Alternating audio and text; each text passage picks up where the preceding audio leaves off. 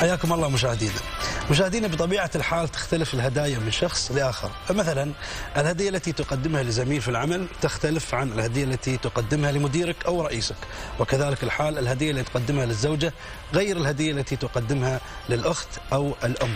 طبعا لكل هدية يعني لكل شخص شيء يناسبه من الهدايا، ولكل هدية أيضا أو الشخص تكلفة للهدية.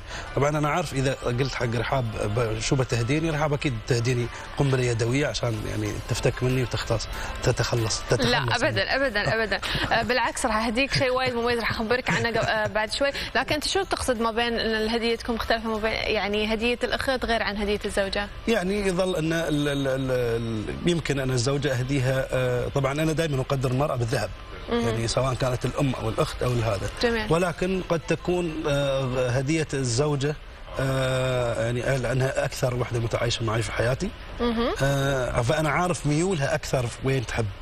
الأخت ممكن أفاجئها بهدية قد تكون أنا مو بعرف شو تبغي، ولكن بعد أقدرها بقطعة من الذهب. البنات يحبون الشنط، صحيح، يحبون الشغلات، نحن نحب كل شيء. انتم في شيء ما تحبونه. هو هذا عشان كذا نحن نسهل المواضيع، يعني شو ما متاكد البنيه تستانس. والام حليلها لو تجيبي لها ورده تقبلها منك بكل حب.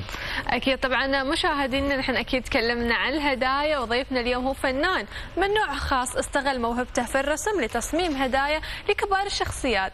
خلونا الحين مشاهدينا نرحب باستاذ معتز كروم اللي منورنا اكيد في صباح الدار، منورنا بهدايا جدا جميله ومميزه. انت سالتني قبل شوي شو بهديك، صح؟ بهديك شيء من الكولكشن اللي هو جايبنا. يعطيك الف عافيه استاذ على تواجدك اليوم معنا. انا ذكرت قبل شوي الرسم، نبغى نعرف منو معتز وكيف الرسم جرك لهاي التجاره اللي انت تسويها الحين. بسم الله الرحمن الرحيم، وشكرا على الاستضافه اول شيء. العفو. معتز كروم هو عباره عن رسام داخل الامارات العربيه المتحده من 13 سنه، بشتغل بمجال الرسم، الجداريات واللوحات الفنيه، وعملت عده معارض في الامارات. اللي هي المناظر الطبيعيه والشغلات، اي شيء مناظر طبيعيه، جبال، صحراء، اي شيء له علاقه بالفن. اجتني فكره الرسم على الهواتف والسيارات. نعم. لما دخلت بمجال الرسم على الهواتف والسيارات طبعا التقيت بشخص اللي هو السيد أنس هرموش، مدير فيرست يونايتد جروب اللي هي المجموعة اللي نحن فيها الآن. طبعا السيد أنس طرحت عليه الفكرة انه بدنا نرسم على الهواتف. كان الموضوع انه نجيب كيميائيين، نجيب مهندسين، نفتح خط انتاج وانا لنوصل لمرحله الرسم. بعدين قررت انه لا، خليني انا ادرس هذا الشيء واكتشفه. طلع الموضوع بده مختبر كيميائي، ولتحويل الذهب المعادن لذهب بدها عده خطوط انتاج. فدخلت في دراسه هذا الموضوع. قعد الموضوع معنا فترة طويلة لقدرنا نحصل نتيجة. طلع الموضوع ما له سهل، صحيح. لازم مهندس كيميائي، لازم فولت وأمبير، غير اختصاصي تماما، ومعدات خاصة ودنيا، وتتعلم على نفس المعدات اللي بتشتغل فيها صحيح. أصلا اختلف المجال تماما، مش مثل الريشة لا اختلف المجال من ألوان لشيء فولت وأمبير ونيكل وكروم، شيء ما له علاقة نعم. ودخلنا هالتجربة وابتدينا فيها. طيب يعني الفنان معتز انت الحين انتقاله من الرسم وجيت لشيء مغاير، ما نقول تماما هو شيء فني بعد، لكن شو اللي خلاك تغير؟ وين شو الموقف اللي خلاك تقول انا لا لازم اتجه لهذا الاتجاه؟ كل وقت بصراحه وفي له فكره، هو عباره عن موضوع عن فكره. يعني نحن انطرحت الفكره وضمن الامارات العربيه ارض خصبه لهذا الموضوع. يعني البرستيج موجود داخل الامارات، الناس اللي بتهتم بهيك الامور جدا كثيره. صحيح. وما طلعت كثير برا الموضوع، بما انه رسم على الهواتف، لكن صارت المطليه بالذهب اللي صرت اصنعها بايدي. جميل جدا. طبعا نحن نشوف نماذج مختلفه من الكفرات اللي ياسين انتم مسوينها. طبعا نشوف احجار كريمه، اللولو او الصدف، او حتى اشياء جدا مميزه.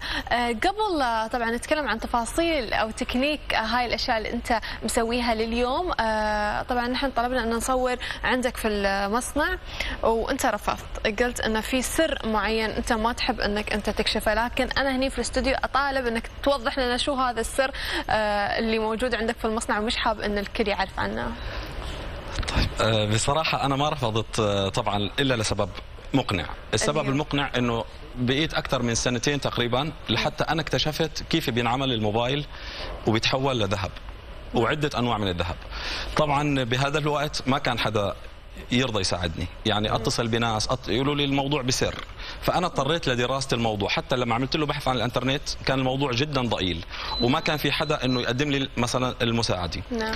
فبعد ما اكتشفت الموضوع وضليت ليالي سهران ونايم بالمصنع لحتى طلع معي انتاج، وفرحنا جدا انه طلع معنا الانتاج مجهود شخصي. صحيح. فكان الموضوع انه في ناس كثير هي حابه توصل لهذا الموضوع، بس هم ما ساعدوني بالبداية لحتى اني اقدر اساعد او اكشف الموضوع للناس.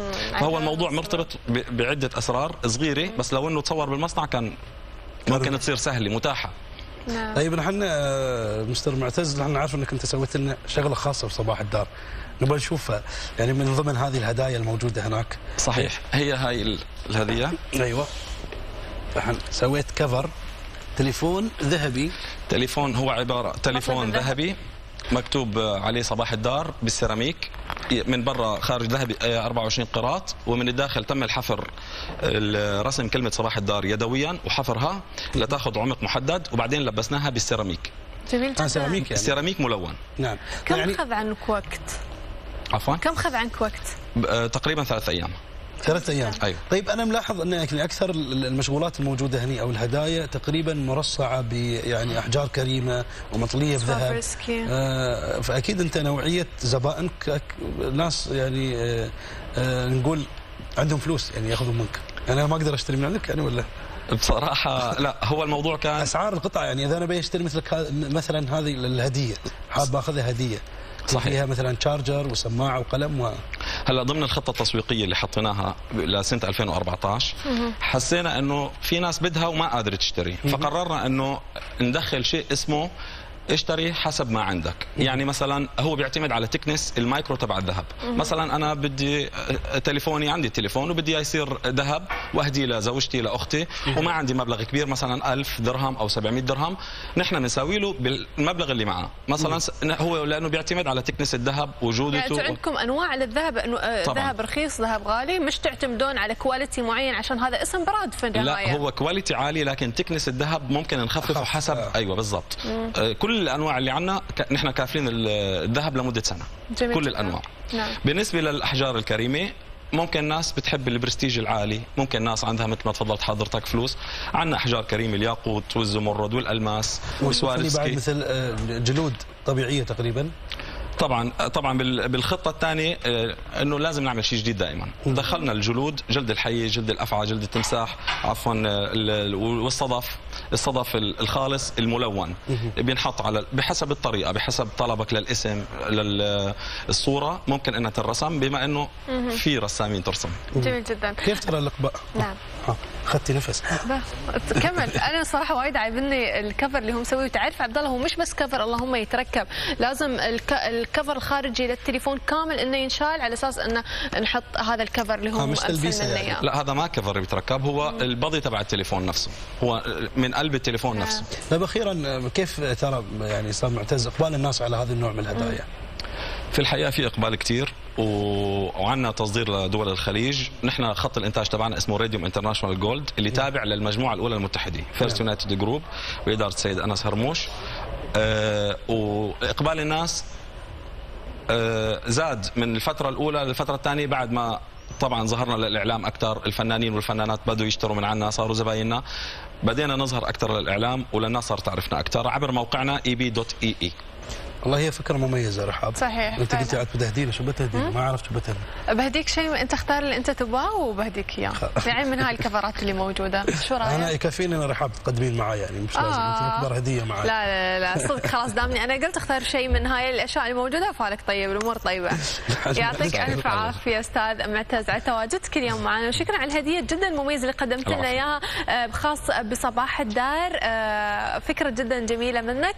اكيد نبغي اكيد اكيد نتمنى لكم كل التوفيق في هذا المشروع اللي انتم ياسين تسوون فيه، لان طبعا كل شخص يحب انه يكون مميز، يتميز الشخص اللي شيء اللي يكون عنده ما يكون عند شخص ثاني. ما عليكم سوى انكم تروحون لمعتز اللي هو طبعا رسام، واكيد اللي صاحب هاي التجاره وهاي الافكار وهاي الاشياء المبدعه. يعطيك الف عافيه مره ثانيه. الله يعافيك، شكرا. الف شكر لك. حياك الله. شكرا. احنا نطلع فاصل ولا وين بنروح الحين؟ عندنا فاصل. انت متحمس عشان تاكل؟ انا هي ذويق انت الكسديه والدجاج. نبغى نحن نعرف شو سالفه الكسديه. طبعا مشاهدي لازم تتريونا بعد هالفاصل الصغير، ورايحين عند فقره المطبخ. وشو هي فاصل صغير، هالكبر كبره، وردي لكم لا تصيروا مكان.